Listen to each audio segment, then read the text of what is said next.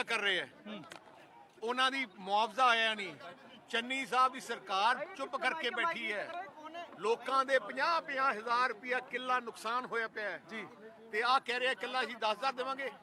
ਜਿੱਥੇ ਬਾਸਮਤੀ ਹੈ, ਜਿੱਥੇ ਝੋਨਾ ਹੈ, ਉੱਥੇ ਤਾਂ ਗੱਲ ਹੀ ਨਹੀਂ ਕਰ ਰਹੇ। ਕੋਈ ਗਿਆ ਹੀ ਨਹੀਂ, ਕੋਈ ਅਫਸਰ ਹੀ ਨਹੀਂ ਗਿਆ। ਲੋਕਾਂ ਦੇ ਤੁਸੀਂ ਦੇਖੋ, ਗਰੀਬ ਦੇ ਘਰ ਜਾ ਕੇ ਦੇਖੋ, ਕਿਸਾਨਾਂ ਦੇ ਘਰ ਜਾ ਕੇ ਦੇਖੋ ਕਿੰਨਾ ਬੁਰਾ ਹਾਲ ਹੈ। ਅਗਲੀ ਫਸਲ ਜਿਹੜੀ ਬੀਜ ਨਹੀਂ ਸਕ ਰਹੇ। ਲੋਕਾਂ ਦੀ ਆਵਾਜ਼ ਉਠਾਉਣ ਵਾਸਤੇ ਆਏ ਕਿ ਇਹਨੂੰ ਜਗਾਉਣ ਵਾਸਤੇ ਚੰਨੀ ਨੂੰ ਕਿ ਚੰਨੀ ਸਾਹਿਬ ਕੇਨ ਚਾਰਜਿੰਗ ਚੋ ਜਦੋਂ ਗੱਲ ਕਰਨ ਮੈਂ ਉਹੀ ਕਹਿ ਰਿਹਾ, ਚੰਨੀ ਸਾਹਿਬ ਡਰਾਮਾ ਕਰਦੇ ਹੋ, ਰਾਤ ਨੂੰ 2 ਵਜੇ ਮਿਲਦੇ ਹੋ ਲੋਕਾਂ ਨੂੰ। ਕਿੱਥੇ ਡਰਾਮਾ ਕਰਨਾ ਛੱਡੋ। ਕਿਸਾਨ ਹੈ, ਕਿਸਾਨਾਂ ਨੂੰ ਜਾ ਕੇ ਮਿਲੋ, ਲੋਕਾਂ ਦੀਆਂ ਤਕਲੀਫਾਂ ਸੁਣੋ। ਟਾਈਟਲਰ ਜਿਹੜਾ ਪੂਰੇ ਕੌਮ ਦਾ ਦੁਸ਼ਮਣ ਹੈ, ਹੁਣ ਚੰਨੀ ਜਾਂ ਨਵਜੋਤ ਸਿੱਧੂ ਚੁਣ ਲੈ। ਪੰਜਾਬ ਚੁਣਨਾ ਹੈ ਕਿ ਟਾਈਟਲਰ ਚੁਣਨਾ ਹੈ?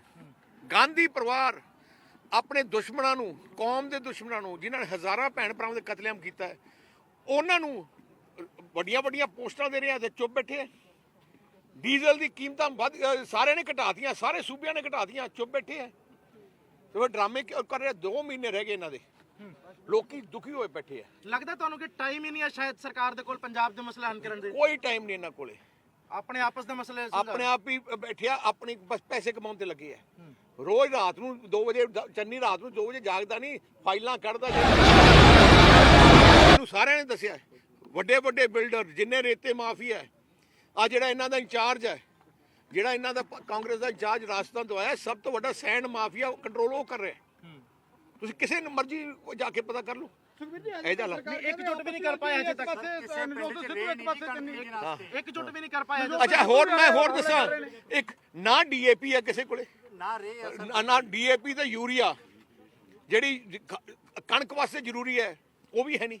ਨਾ ਰੇ ਹੈ, ਨਾ ਮੁਆਵਜ਼ਾ ਹੈ, ਨਾ ਮੁਆਵਜ਼ਾ ਹੈ, ਤੇ ਨਾ ਆਪਣਾ ਇੱਥੇ ਡੀਜ਼ਲ ਦੀ ਰੇਟ ਘਟਾਈ ਹੈ। ਕਰ ਕੀ ਰਹੇ ਆ? ਲੜੀ ਜਾਂਦੇ ਰੋਜ਼। ਸਿੱਧੂ ਕਹਿੰਦਾ ਇਹਨੂੰ DGP ਨੂੰ ਲਾਓ, ਮੈਂ ਫਿਰ ਜਾਊਂਗਾ AG ਨੂੰ ਲਾਓ, ਤੇ ਚੀਫ ਮਿਨਿਸਟਰ ਦਿੱਲੀ ਹਰ 5 ਮਿੰਟ ਬਾਅਦ ਦਿੱਲੀ ਚਲੇ ਜਾਂਦਾ ਹੈ ਪੁੱਛਣ ਵਾਸਤੇ, ਦੱਸੋ ਕਰਾਂ ਕੀ? ਸਿੱਧੂ ਸਾਹਿਬ ਆਪਣੀ ਹਾਈ ਕਮਾਂਡ ਨੂੰ ਬਲੈਕਮੇਲ ਕਰ ਰਹੇ ਨੇ ਕਿ ਤੇਲ ਦੇ ਰੇਟ ਜਿਹੜੇ ਘੱਟ ਕੀਤੇ ਆ, ਟੈਕਸ ਘਟਾਇਆ ਜਾ ਸਕਦਾ। ਮਨਪ੍ਰੀਤ ਬਾਦਲ ਨੇ ਸੰਕੇਤ ਦਿੱਤੇ। ਘੱਟ ਤੋਂ ਘੱਟ 10 ਰੁਪਏ, ਘੱਟ ਤੋਂ ਘੱਟ 10 ਰੁਪਏ ਪੈਟਰੋਲ। ਤੁਹਾਨੂੰ ਲੱਗਦਾ ਕਿ ਘਟੇਗਾ? ਘਟਾਉਣਾ ਚਾਹੀਦਾ, ਪੈਣਾ ਇਹਨਾਂ ਨੂੰ। ਲੋਕ ਕੀ ਘਟਾਉਣਗੇ? ਇਹਨਾਂ ਦਾ ਜੀ ਨਹੀਂ ਕਰਦਾ, ਪਰ ਪ੍ਰੈਸ਼ਰ ਘਟਾਊਗਾ ਇਹਨਾਂ ਦੇ। ਵਿਧਾਨ ਸਭਾ ਸੈਸ਼ਨ ਜਿਹੜਾ ਇੱਕ ਦਿਨ ਦਾ ਬੁਲਾਇਆ ਜਾ ਰਿਹਾ ਸਪੈਸ਼ਲ, ਆਈ ਕਾਨੂੰਨ ਜਿਹੜੇ ਕਹਿੰਦੇ ਆ ਕਿ ਅਸੀਂ ਵਿਧਾਨ ਸਭਾ ਸੈਸ਼ਨ 'ਚ ਅਸੀਂ ਰੱਦ ਕਰਾਂਗੇ। ਪੁੱਛੋ ਪਿਛਲੇ ਵਿਧਾਨ ਸਭਾ ਸੈਸ਼ਨ 'ਚ ਕੀ ਕੀਤਾ ਤੁਸੀਂ? ਅਸੀਂ ਉਦੋਂ ਕਿਹਾ ਸੀ ਉਹਦਾ ਡਰਾਮਾ ਕਰ ਰਹੇ ਆ, ਤੇ ਫਿਰ ਵੀ ਡਰਾਮਾ ਕਰ ਰਹੇ ਆ। ਇਹਨਾਂ ਦੀ ਸਾਰੀ ਪੋਲਿਟਿਕ ਡਰਾਮਾ। ਹੁਣ 2 ਮਹੀਨੇ ਟਪਾਉਣੇ ਡਰਾਮਾ ਕਰਕੇ। ਜਿਵੇਂ ਵਿਧਾਨ ਸਭਾ ਦੇ ਵਿੱਚ ਸਾਰੇ ਮਸਲਿਆਂ ਤੇ ਦਿਖਾਇਆ ਗਿਆ ਸੀਗਾ, ਟੇਬਲ ਨਹੀਂ ਕੀਤਾ ਸੀਗਾ, ਦਿਖਾਇਆ ਗਿਆ ਸੀਗਾ, ਜੇਬ 'ਚ ਵਾਪਸ ਪਾ ਲਿਆ ਗਿਆ। ਉਹੀ ਲੱਗਦਾ ਕੀਤਾ ਨਾ ਉਹਨਾਂ ਕੋਲੇ ਵਾਈਟ ਪੇਪਰ ਹੈ, ਨਾ ਬਲੈਕ ਪੇਪਰ ਹੈ, ਉਹ ਕੱਲਾ ਨੋਟਾਂ ਦਾ ਪੇਪਰ ਦੇਖਦੇ ਆ ਉਹ ਕੱਲੇ। ਜੋ ਹਾਲਾਤ ਅੱਜ ਪੰਜਾਬ 'ਚ ਹੈ, ਪੰਜਾਬ ਦੇ ਲੋਕੀ ਦੁਖੀ ਹੋਏ ਬੈਠੇ ਆ।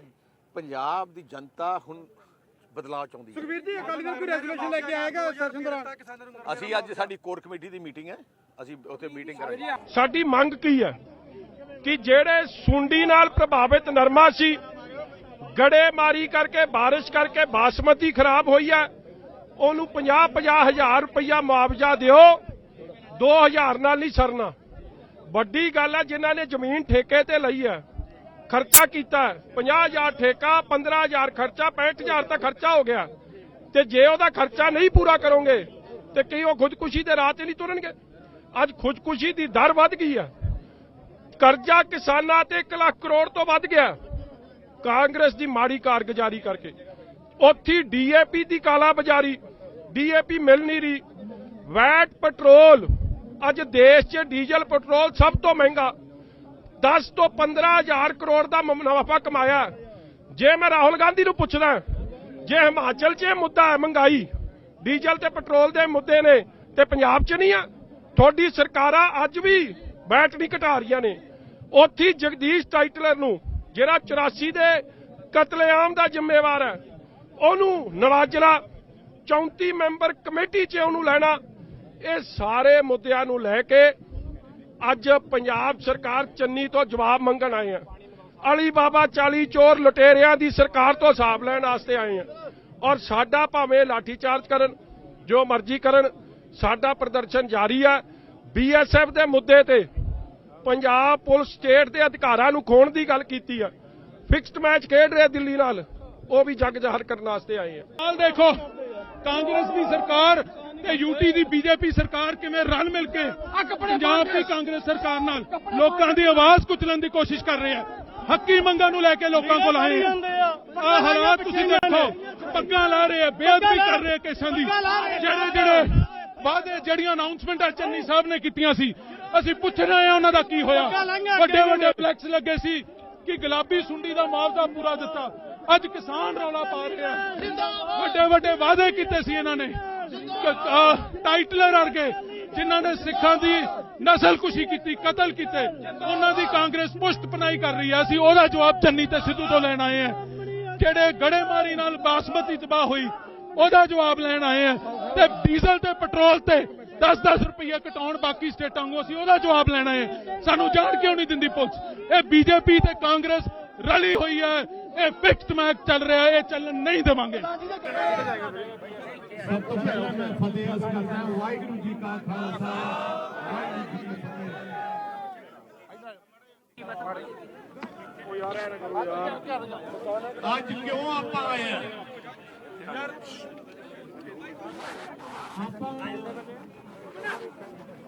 ਕਿਉਂ ਇੱਥੇ ਆਏ ਆ? ਮੈਨੂੰ ਪ੍ਰੈਸ ਵਾਲੇ ਪੁੱਛ ਰਹੇ ਸੀ। ਮੈਂ ਕਿਹਾ 4.5 ਸਾਲ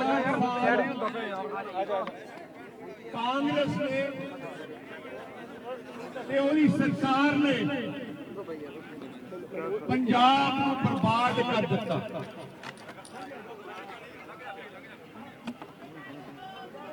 ਨਰਮੇ ਦੀ ਫਸਲ ਬਿਲਕੁਲ ਬਰਬਾਦ ਹੋ ਗਈ। ਲੱਖਾਂ ਏਕੜ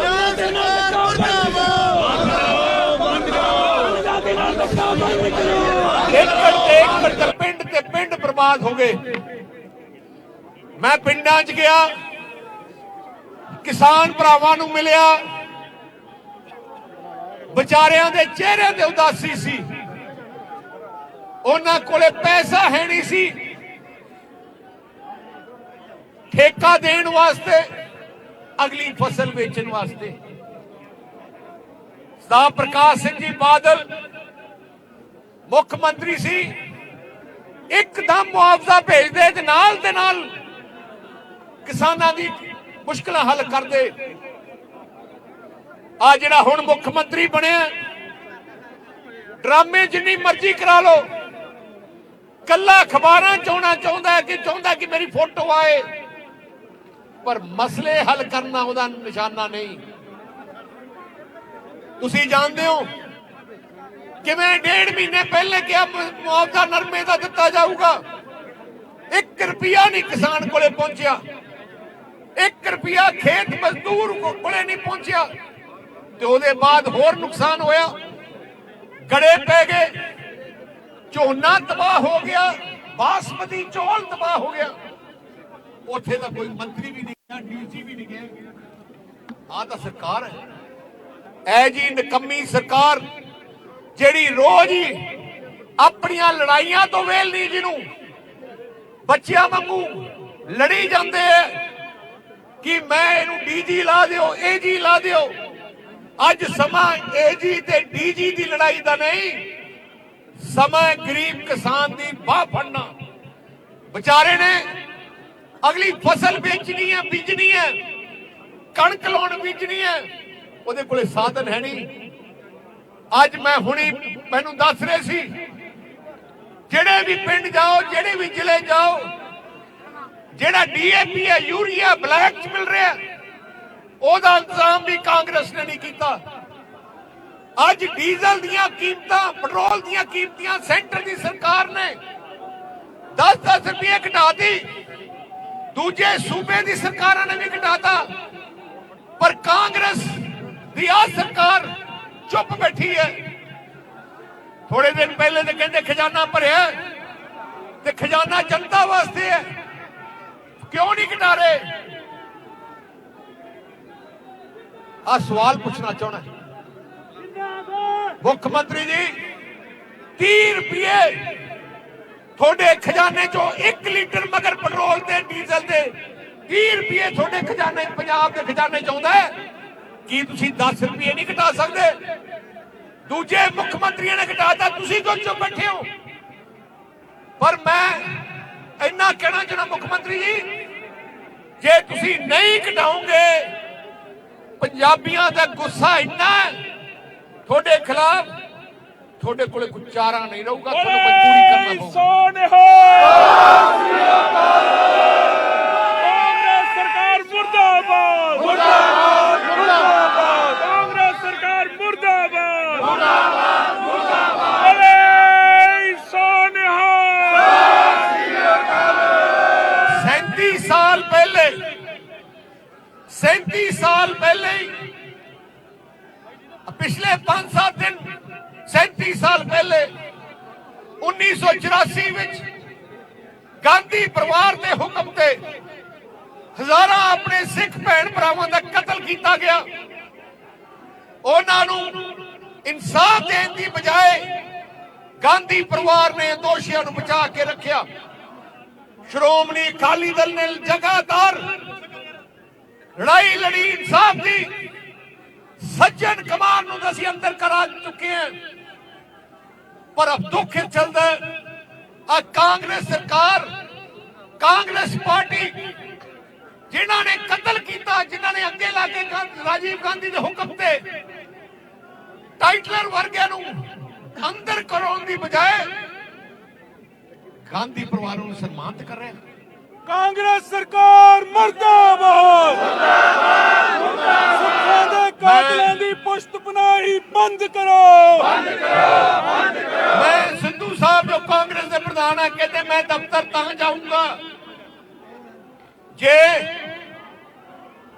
ਡੀਜੀ ਨੂੰ ਬਦਲੋਗੇ, ਏਜੀ ਨੂੰ ਬਦਲੋਗੇ। ਸਿੱਧੂ ਸਾਹਿਬ ਜੇ ਤੁਹਾਡੇ ਹਿੰਮਤ ਹੈ, ਡੀਜੀ ਤਾਂ ਏਜੀ ਤਾਂ ਮਾਮੂਲੀ ਗੱਲ ਹੈ, ਜੇ ਹਿੰਮਤ ਹੈ ਤੇ ਕਹੋ ਮੈਂ ਪੰਜਾਬ ਕਾਂਗਰਸ ਦਾ ਪ੍ਰਧਾਨ ਤਾਂ ਕੁਰਸੀ ਸੰਭਾਲੂਗਾ। ਜੇ ਟਾਈਟਲਰ ਨੂੰ ਕਾਂਗਰਸ ਵਰਕਿੰਗ ਕਮੇਟੀ ਤੋਂ ਕਢਾ ਕੇ ਟਾਈਟਲਰ ਨੂੰ ਪਾਰਟੀ ਤੋਂ ਬਾਹਰ ਕੱਢਾਂਗੇ। ਜਗਦੀਸ਼ ਟਾਈਟਲਰ ਮੁਰਦਾਬਾਦ, ਮੁਰਦਾਬਾਦ, ਮੁਰਦਾਬਾਦ। ਸਟੈਂਡ ਲਓ, ਫਾਂਸੀ ਲਓ। ਜੇ ਹਿੰਮਤ ਹੈ, ਫਾਂਸੀ ਦਿਓ। ਜੇ ਹਿੰਮਤ ਹੈ ਤੁਹਾਡੇ ਤੇ ਕਹੋ ਗਾਂਧੀ ਪਰਿਵਾਰ ਨੂੰ ਇਹਨੂੰ ਕੱਢਣ। ਜੇ ਹਿੰਮਤ ਹੈ ਸਿੱਧੂ ਸਾਹਿਬ ਤੇ ਚੰਨੀ ਸਾਹਿਬ, ਰੈਜ਼ੋਲੂਸ਼ਨ ਪਾਸ ਕਰੋ ਪੰਜਾਬ ਦੀ ਅਸੈਂਬਲੀ ਵਿੱਚ ਕਿ ਪੰਜਾਬ ਦੀ ਜਨਤਾ ਦੀ ਆਵਾਜ਼ ਹੈ ਕਿ ਗਾਂਧੀ ਪਰਿਵਾਰ ਤੇ ਟਾਈਟਲਰ ਵਰਗੇ ਦੇ ਖਿਲਾਫ ਪਰਚਾ ਦਿੱਤਾ ਜਾਏ 84 ਦਾ। ਸੋ ਨਿਹਾਲ। ਪੰਜਾਬ ਤੋਂ ਜੇ ਹਿੰਮਤ ਹੈ ਤਾਂ ਰੈਜ਼ੋਲੂਸ਼ਨ ਪਾਸ ਕਰੋ। ਪਰ ਮੈਨੂੰ ਪਤਾ ਹੈ ਤੁਹਾਨੂੰ ਕੁਰਸੀ ਪਿਆਰੀ ਹੈ, ਲੜਾਈ ਅਸਲੀ ਮੁੱਖ ਮੰਤਰੀ ਦੀ ਹੈ, ਲੜਾਈ ਪੰਜਾਬ ਦੀ ਨਹੀਂ, ਕੌਮ ਦੀ ਨਹੀਂ।